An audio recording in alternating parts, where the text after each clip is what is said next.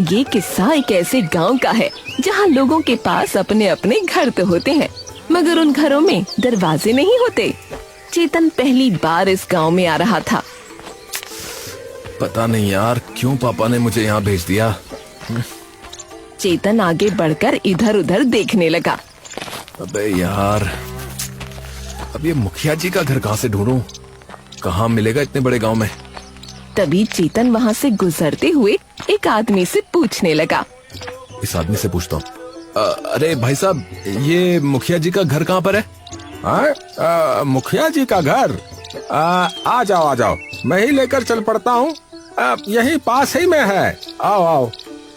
वो गांव वाला तभी चेतन को मुखिया के घर ले जाता है।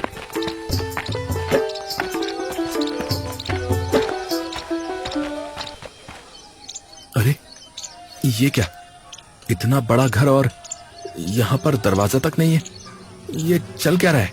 हेलो भाई, यही है मुखिया जी का घर। जी धन्यवाद भाई साहब, धन्यवाद।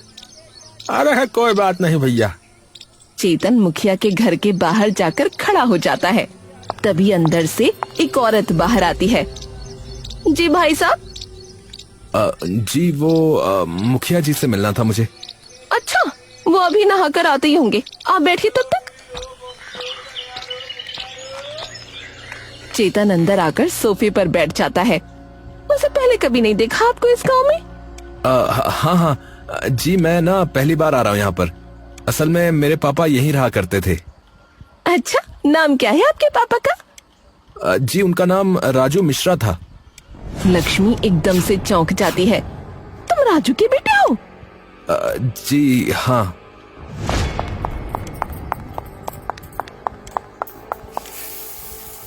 जी सुनिए, राजू का बेटा आया है। तभी अंदर से एक जोर की आवाज आती है। क्या राजू का बेटा आ गया? थोड़ी ही देर में सरपंच वहाँ आ जाता है। अरे वाह वाह वाह वाह, अरे स्वागत है बेटा तुम्हारा इस रक्षधाम गांव में। हाँ अरे धन्यवाद काका। और बताओ बेटा, पापा कैसे हैं तुम्हारे? हैं? अरे वो तो एकदम ठीक है मुखिया जी। अरे बेटा, तुम तो मुझे चाचा बुलाओ, चाचा।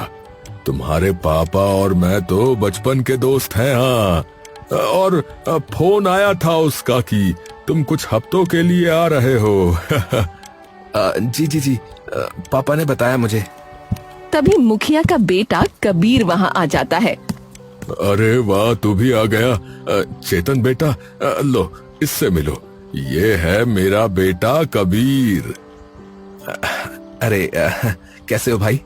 मैं ठीक हूँ भाई, आप बताओ। बस एकदम बढ़िया। पापा 5,000 रुपए दो ना, वो मुझे अपनी किताबें लेकर आनी है। अरे पैसे की क्या जरूरत है, अपने किसी दोस्त से मांग ले, काम चल जाएगा। पापा किसी फिजूल चीज के लिए थोड़ी मांग रहा हूँ। अरे बेटा, हमारे जमाने में हमारे पिता कभी ऐसा खर्चा नहीं करने देते थे। तभी लक्ष्मी वहाँ आती है। अरे तुम दोनों मेहमान के सामने शुरू हो गए।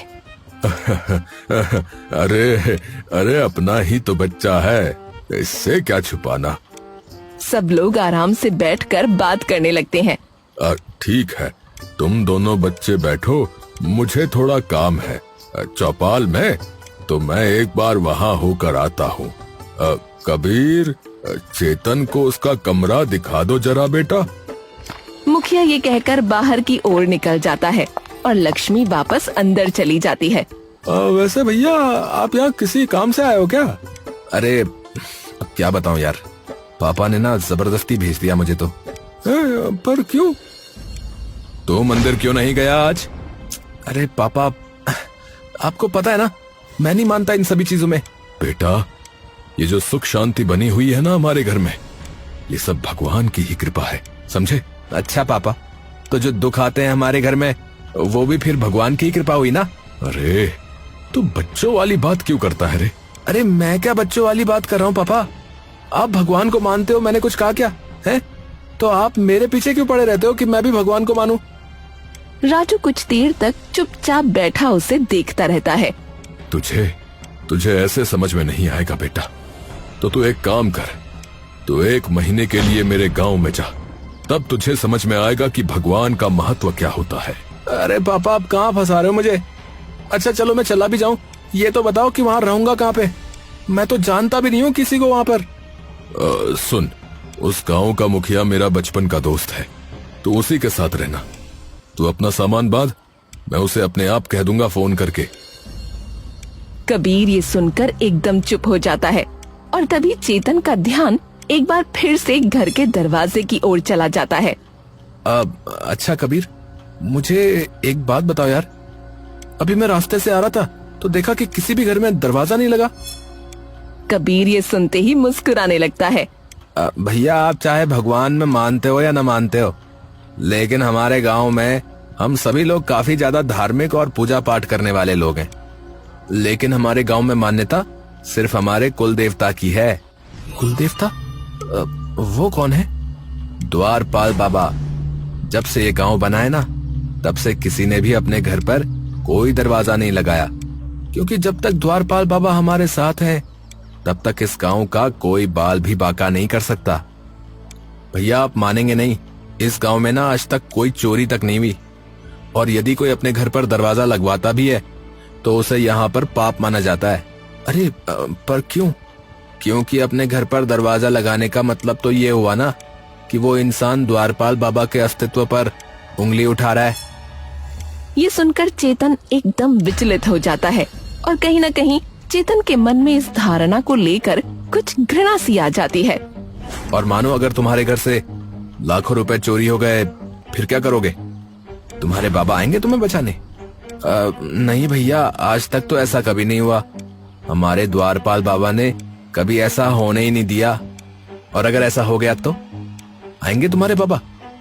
एक बात बताओ, कभी देखा भी है उन्हें? अरे पर आज तक किसी के घर में चोरी वगैरह भी तो नहीं हुई, ये सब उन्हीं की कृपा है।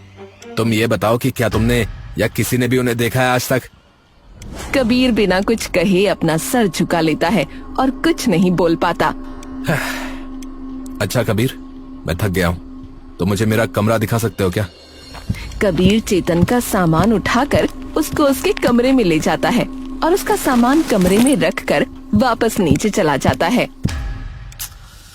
कैसे कैसे लोग हैं दुनिया में, दुनिया कहां से कहां पहुंच गई, और ये लोग जो है कुछ भी माने बैठे। चेतन वहाँ लेट जाता है और थोड़ी ही देर में उसकी आंख लग जाती है। शाम हो चुकी होती है और तभी कबीर चेतन के घर में आ जाता है और उसे उठाने लगता है। चेतन उठकर बैठ जाता है। क्या हुआ? भैया, मंदिर जाना है, आप भी चलिए ना, आपका मन खुश हो जाएगा शाम को मंदिर की रौनक देखकर। अरे नहीं नहीं यार, मैं यहीं ठीक हूँ। अरे आपको पूजा थोड़ी करने को कह रहा हूँ भैया, बाहर खड़े हो जाइएगा, पर चल तो पड़िए। चलिए चलिए, मंदिर जाने के बाद गोलगप्पे भी खिलाऊंगा मैं। यार तुम नहीं मानोगे। ठीक है चलो। चेतन कबीर के साथ मंदिर चला जाता है। चेतन मंदिर के बाहर खड़ा सभी लोगों को चुपचाप देख रहा होता है कि तभी पूजा अर्चना करते हुए पंडित जी का ध्यान चेतन पर जा पड़ता है। ये मूर्ति तो सोने की लग रही है। थोड़ी देर में कबीर और सरपंच लोग पूजा करके मंदिर से बाहर आ रहे होते हैं। अरे बेटा, तुम बाहर क्यों खड़े थे? अरे वो बस ऐसे ही। अच्छा चाचा, वैसे ये मूर्ति सोने की है क्या? हाँ हाँ। चेतन कुछ देर तक बिना पलक झपकाए उस मूर्ति की ओर देखता रहता है। क्या हुआ बेटा? चेतन कुछ नहीं बोलता, बस एकटक उस मूर्ति की ओर देखता रहता है। लेकिन चेतन की नजरों को देखकर सरपंच जी के मन में एक अजीब सी आशंका पैदा हो जाती है। तभी पीछे से पंडित जी की आवाज आती है। अरे बेटा। पंडित जी कबीर और सरपंच के पास आते हैं। जी पंडित जी, इस बच्चे को तो मैं पहली बार यहाँ देख रहा हूँ गांव में। जी जी, मेरे खास दोस्त का बेटा है। अति उत्तम। लेकिन तुम मंदिर के भीतर क्यों नहीं आए? पंडित जी, दरअसल मैं ना भगवान वगैरह में विश्वास नहीं रखता ज्यादा। चलो ठीक है भाई, जैसी तुम्हारी मर्जी। ये सुनते ही चेतन थोड़ा सा चौंक जाता है। अरे अरे कमाल हो गया पंडित जी, मेरे पापा तो मेरे पीछे ही पड़े रहते हैं कि मैं भगवान में मानने लगूं, और आप पंडित जी होकर भी ये कह रहे हैं कि जैसी मेरी मर्जी। बेटा, वो भगवान है, मनुष्य नहीं जो अपने स्वार्थ के लिए कार्य करें। भगवान तो हर मनुष्य से निस्वार्थ प्रेम करते हैं। बस अच्छे इंसान बनो और वो सदैव तुम्हारे साथ रहेंगे, फिर चाहे तुम मानो उन्हें या ना मानो। ये सुनते ही चेतन मुस्कुराने लगता है और कुछ देर बाद चेतन कबीर के साथ गोलगप्पे के ठेले पर चला जाता है। अच्छा कबीर, वैसे तुम करते क्या हो यार? अभी तो भैया मैं कॉलेज के पेपर के एंट्रेंस की तैयारी कर रहा हूँ। मेरा सपना है कि मैं देश के बाहर ही पढ़ाई करूँ और वहीं काम करूँ। अरे वाह, ये तो बड़ी अच्छी बात है। चेतन और कबीर थोड़ी देर में गोलगप्पे के ठेले पर पहुंच जाते हैं और वहाँ गोलगप्पे खाने लगते हैं। तभी कुछ गरीब लोग वहाँ आ जाते हैं। अरे भैया, कुछ खिला दो, हमने सुबह से कुछ नहीं खाया है। उन्हें देखते ही चेतन मुस्कुराने लगता है। आ जाओ आ जाओ। अरे भैया, इन सबके लिए भी गोलगप्पे की एक प्लेट बना देना। ठीक है भैया। तभी कबीर चेतन के कान के पास आकर कुछ पूछने लगता है। अरे भैया, ये सब अगर झूठ बोल रहे होंगे फिर, और अगर सच बोल रहे होंगे फिर? कबीर ये सुनते ही चुप रह जाता है और थोड़ी देर में दोनों घर वापस आने लगते हैं। वैसे एक बात बताओ कबीर, तुम्हारे मंदिर में इतनी महंगी सोने की मूर्ति रखी है और वहाँ कोई दरवाजा भी नहीं है, तो अगर तुम्हारे भगवान की मूर्ति ही चोरी हो गई तो? कबीर एकदम से चेतन की ओर देखता है। नहीं नहीं, ऐसा थोड़ी ना होगा। 2 दिन बाद सब लोग बैठे नाश्ता कर रहे होते हैं कि तभी सरपंच जी को दिखता है कि चेतन वहाँ नहीं है। अरे अरे, चेतन कहाँ गया भाई? वो उसका एक दोस्त रहता है पास ही के गांव में, तो उससे मिलने गया है। अरे सरपंच जी, सरपंच जी। पंडित जी को इतना घबराया देख सब लोग अपना खाना छोड़ देते हैं। अरे पंडित जी, आप यहाँ और इतने घबराए हुए क्यों हैं? किसी ने मंदिर से हमारे द्वारपाल बाबा की मूर्ति चुरा ली है। ये सुनते ही वहाँ बैठे सभी लोगों का जहन कुछ देर के लिए एकदम सुन्न पड़ जाता है। अरे अरे, लेकिन ऐसा कैसे हो सकता है? ऐसा ही हुआ है। चलिए चलिए, हम चलकर देखते हैं।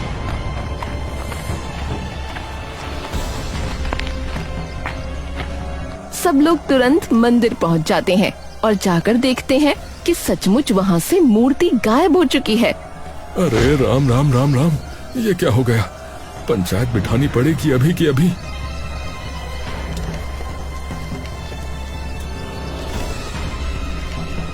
कुछ ही देर में गांव की चौपाल में पूरे गांव की पंचायत बैठा दी जाती है। देखो भाई, ये मामला गंभीर है।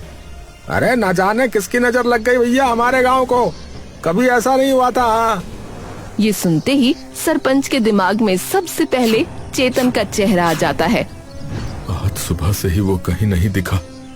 हमें तो ये भी नहीं पता कि कौन से दोस्त के घर गया है। हमें जल्द से जल्द पता लगाना होगा कि हमारे कुल देवता द्वारपाल बाबा की वो भव्य मूर्ति किसने चुराई है। देखिए, इस मूर्ति को जिसने भी चुराया है उसने न केवल गांव का अपमान किया है, अभी तो उसने हमारे कुल देवता का भी अपमान किया है, हमारी मान्यताओं का अपमान किया है, और उसे इसका पाप अवश्य लगेगा। चिंता मत कीजिए पंडित जी, हम जल्द से जल्द इसके चोर को ढूंढ निकालेंगे। सबसे पहले तो हमें इसकी रिपोर्ट थाने में दर्ज करवानी पड़ेगी।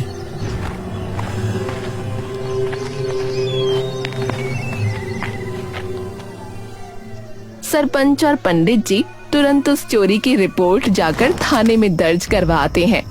सब लोग बैठे सरपंच का इंतजार कर रहे होते हैं।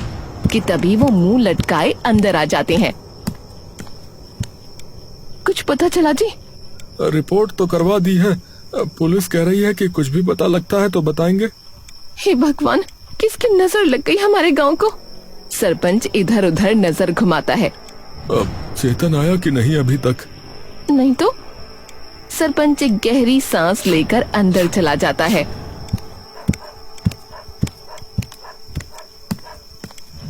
हेलो। अरे हेलो भाई राजू, कैसे हो? अरे कैसे हो भाई, कैसे हो? अरे मैं ठीक हूँ भाई। अरे चेतन सही से रह रहा है या नहीं?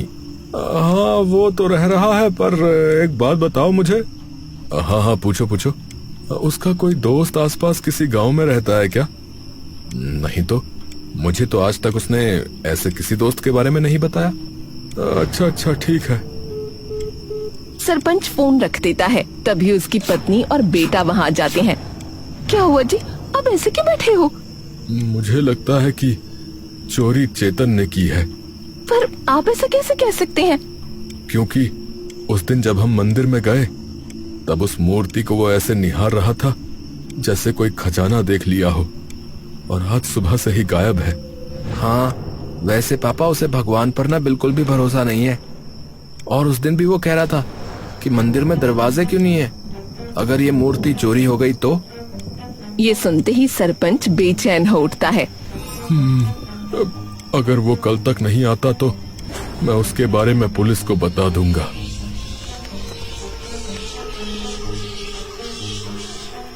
सरपंच घर पर बैठा उसका इंतजार कर रहा होता है। रात हो गई लेकिन ये अभी तक नहीं आया। अब तो मुझे। तभी चेतन एकदम से अंदर आता है। अरे चाचा, आप जगे हुए हैं अभी तक? हाँ बैठो बैठो, बात करनी है तुमसे कुछ। चेतन आकर बैठ जाता है। अरे क्या हुआ चाचा? अरे आज मंदिर से किसी ने हमारे बाबा की मूर्ति चुरा ली। ये सुनते ही चेतन दंग रह जाता है। मुझे सच सच बताओ कि क्या ये तुमने चुराई है? अरे ये आप क्या कह रहे हैं चाचा? मैं ऐसा क्यों करूंगा भला? क्योंकि मैंने देखा था उस दिन कैसे देख रहे थे तुम उस मूर्ति को, और एक तुम ही हो जिसे भगवान पर भरोसा नहीं है। और तुम्हारे पापा ने भी बताया है कि तुम्हारा कोई दोस्त नहीं रहता यहाँ किसी आसपास के गांव में। तो फिर कहाँ गए थे तुम? अरे मैं सच में अपने दोस्त से ही मिलने गया था। स्कूल में पढ़ता था मेरे साथ, तो वो भी अभी अपने गांव में ही आया हुआ है कुछ वक्त से। देखो, तुम्हारे पास कल सुबह तक का वक्त है। अगर उससे पहले बता दोगे तो ये बात किसी को नहीं पता लगेगी, लेकिन अगर नहीं बताओगे तो तुम्हें और तुम्हारे पापा को पूरी पंचायत के सामने पेश किया जाएगा, बता रहा हूँ। और बस इतना कहकर सरपंच वहाँ से उठकर चला जाता है और चेतन अपनी कश्मकश में खोया वहीं बैठा रह जाता है। और फिर चुपचाप उठकर ऊपर छत पर चला जाता है और ऊपर आसमान की ओर देखने लगता है। अगर आप सच में हो तो आप निस्वार्थ तो नहीं हो, क्योंकि मेरे आपको न मानने से आपको ठेस पहुंची है, इसीलिए ये सब कर रहे हो ना? चेतन अपने कमरे में सोया हुआ है। तभी उसके कानों में जोर जोर से एक आवाज गूंजने लगती है। चेतन एकदम से जाग जाता है। ये क्या था? तभी वो आवाज एक बार फिर उसके कानों में पड़ती है। आओ, मैं यहाँ हूँ। आओ, दहलीज के रक्षक के पास आओ। चेतन डरकर इधर उधर देखने लगता है, लेकिन उसे कोई दिखाई नहीं देता। तभी एक बार फिर से वो आवाज उसके कानों में गूंजने लगती है। आओ, दहलीज के रक्षक के पास। चेतन अब उस आवाज के पीछे पीछे बिना कुछ सोचे समझे जाने लगता है, लेकिन जैसे ही वो घर से बाहर निकलने वाला होता है तभी पीछे से सरपंच का हाथ उसके कंधे पर पड़ता है। भागने की सोच रहे हो? नहीं चाचा, ऐसा नहीं है। मुझे बार बार किसी की आवाज सुनाई दे रही है कि आओ, मैं यहाँ हूँ, आओ दहलीज के रक्षक के पास। हाँ? क्या कहा? तुम्हें क्या सुनाई दे रहा है? यही कि आओ दहलीज के रक्षक के पास आओ। अरे ये तो द्वारपाल बाबा को कहते हैं हम। तभी वो आवाज और जोर से चेतन के कानों में गूंजने लगती है दहलीज के रक्षक के पास आओ, और सरपंच भी उसके पीछे चल पड़ता है। आओ, दहलीज के रक्षक के पास। जैसे ही वो दोनों थोड़ी दूर जाते हैं, उन्हें दिखता है कबीर वहाँ से गुजर रहा है। अरे कबीर यहाँ क्या कर रहा है? दोनों दबे पांव कबीर के पीछे चल पड़ते हैं। उसके पीछे जंगल के अंदर वाले भाग में वो पहुंच जाते हैं। तभी उन्हें दिखता है वहाँ एक और इंसान खड़ा है। कबीर उस इंसान के पास जाकर खड़ा हो जाता है। हाँ भाई, लेकर आया। अरे पहले से यहीं पर लाकर रख दी थी मैंने, चलो मेरे साथ। कबीर एक गुफा की ओर चल पड़ता है और फिर गुफा के अंदर जाकर उसमें से वही मूर्ति निकालकर ले आता है,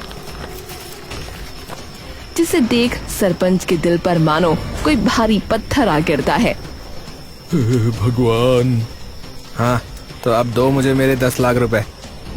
तभी सरपंच पास पड़ी एक मोटी सी लकड़ी लेकर उनके सामने आ जाता है और उसे देखकर वो इंसान तुरंत वहाँ से भाग जाता है। पापा, चेतन, अरे आप लोग यहाँ पर क्या कर रहे हैं? अरे तेरी करतूतों का कच्चा चिट्ठा खोल रहे हैं। अरे तुझे तनिक भी शर्म नहीं आई ये सब करते हुए हैं? अरे बता क्यों किया ये सब? बता क्यों किया ये सब? कबीर बिना कुछ कहे अपना सर झुका लेता है।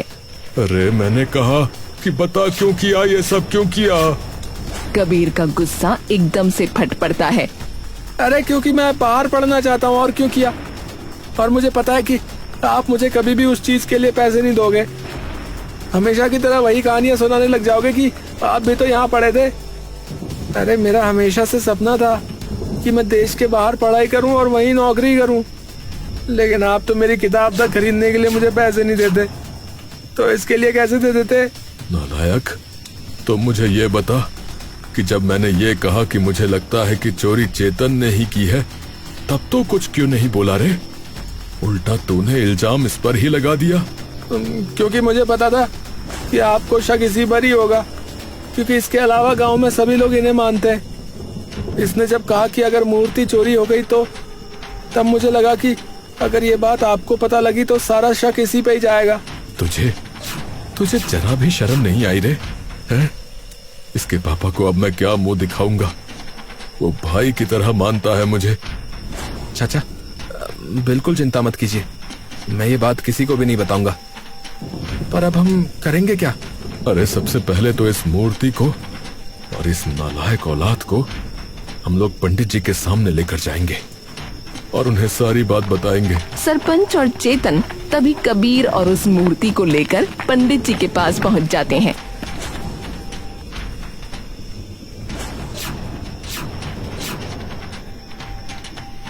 और उन्हें सारी बात बता देते हैं। देखिए, इसमें भूल आपकी भी है सरपंच जी। बालक किसी गलत चीज के लिए पैसे नहीं मांग रहा था। आप हर बार यदि उसे मना ही करेंगे तो वो पूछना ही छोड़ देगा, और आगे से आप प्रयास करें कि उसकी बात को पूरी तरीके से समझें। और रही बात इस मूर्ति की और गांव के लोगों की, तो उन्हें मैं अपने आप समझा लूंगा, परंतु आगे से ऐसा नहीं होना चाहिए कबीर। जी पंडित जी, मुझे माफ कर दीजिए। सब लोग वापस जाने लगते हैं कि तभी चेतन पंडित जी के पास आ जाता है। अब मुझे एक बात समझ में नहीं आई पंडित जी, कि सरपंच जी ने कहा कि वो आवाज द्वारपाल बाबा की है, लेकिन वो मेरी मदद क्यों करेंगे? मैंने क्या कहा था कि भगवान तो हर व्यक्ति से निस्वार्थ प्रेम करते हैं। बस अच्छे व्यक्ति बनो और वो सदैव तुम्हारे साथ रहेंगे। फिर तुम उन्हें मानो चाहे ना मानो। इस कबीर को देखो, इसने इन द्वारपाल बाबा को मानते हुए भी अपने ही भगवान के साथ गलत कर दिया, परंतु सफल नहीं हो पाया। और एक तुम हो जो इन्हें बिल्कुल नहीं मानते, परंतु फिर भी उन्होंने तुम्हारी सहायता की, क्योंकि तुम दोनों में नियत का फर्क है, जो किसी को दिखे ना दिखे, परंतु ऊपर वाले को साफ साफ दिखाई देता है। ये बात सुनते ही चेतन की आंखों में आंसू आ जाते हैं और वो मूर्ति के आगे अपना सर झुका लेता है। बचपन से न जाने कितना लड़ा झगड़ा सभी से, आपके होने ना होने के पीछे, और आज जब कोई नहीं था तब आपने ये हाथ थाम लिया। हमेशा ये कहता रहा कि आपको तो कोई देख ही नहीं सकता, लेकिन ये भूल गया कि आप तो सबको देख सकते हो। आपका बहुत बहुत धन्यवाद, बहुत बहुत धन्यवाद प्रभु, बहुत बहुत धन्यवाद।